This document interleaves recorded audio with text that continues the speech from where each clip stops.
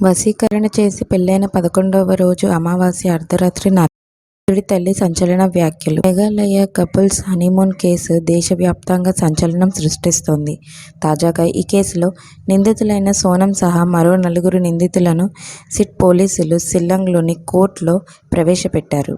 ఈ క్రమంలో 5గురిని 8 రోజుల పోలీసులు కస్టడీ విధించింది షిల్లాంగ్ కోర్టు. మరోవైపు తమ కుమారుడు రాజా రఘువంశీ, అతడి తల్లి సంచలన వ్యాఖ్యలు చేశారు. తన కుమారుడిని అంతా కావాలనే ఆరోపించారు. మేఘాలయ హనీమూన్ కేసులో సంచలన విషయాలు ఒక్కొక్కటిగా బయటకు వస్తున్నాయి. తాజాగా రాజా రఘువంశీ తల్లి తమ కుమారుడిని మృతిపై సంచలన వ్యాఖ్యలు చేశారు. సోనం రఘువంశీ తమ కుమారుడిని ఇచ్చిందని విమర్శలు చేసింది.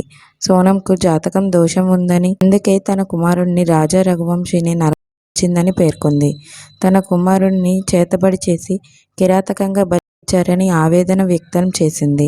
సోనం రఘువంశీకి జాతక దోషం ఉంది. అందువల్ల నా కుమారుడిని ఇవ్వాలని ప్లాన్ వేశారు. జాతక దోషం పోతే తన బాయ్ఫ్రెండ్ రాజ్ కుష్వాను పెళ్లి చేసుకోవాలని సోనం అనుకుంది. అందుకే నా కొడుకుని నరకించారు. నా కుమారుడిపై మాకు న్యాయం జరగాలి. ఈ దారుణానికి పాల్పడ్డ వారిని వదిలిపెట్టొద్దు.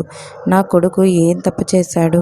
అతడిని ఎందుకు చంపించింది అని రాజా రఘువంశీ తల్లి ఆవేదన వ్యక్తం చేశారు.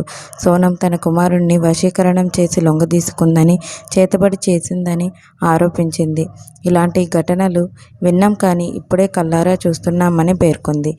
పెళ్లి తర్వాత దంపతులిద్దరూ అస్సాంలోని కామాఖ్య ఆలయానికి వెళ్లి వచ్చారు. అప్పటి నుంచి సోనం రాజాను నెక్లెస్ వేసుకోమని బలవంతం చేసేదని తెలిపారు. తన కుమారుడిని ఇస్తే అన్ని దోషాలు పోతాయని సోనం భావించిందని రాజా రఘువంశీ తల్లి పేర్కొంది. ఇక సోనం రఘువంశీ, రాజా రఘువంశీ పెళ్లి మే 11న జరిగింది. మే 20న ఈ జంట మేఘాలయకు వచ్చింది. అయితే చివరిసారిగా వీళ్లు మే 23న కనిపించారు. ఆ తర్వాత ఏమైపోయారో తెలియదు.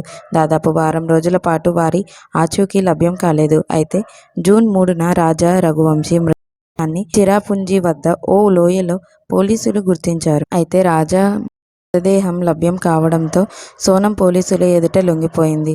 సోనంతో పాటు మధ్యప్రదేశ్కు చెందిన మరో 3 కిల్లర్స్ను పోలీసులు అరెస్ట్ చేశారు.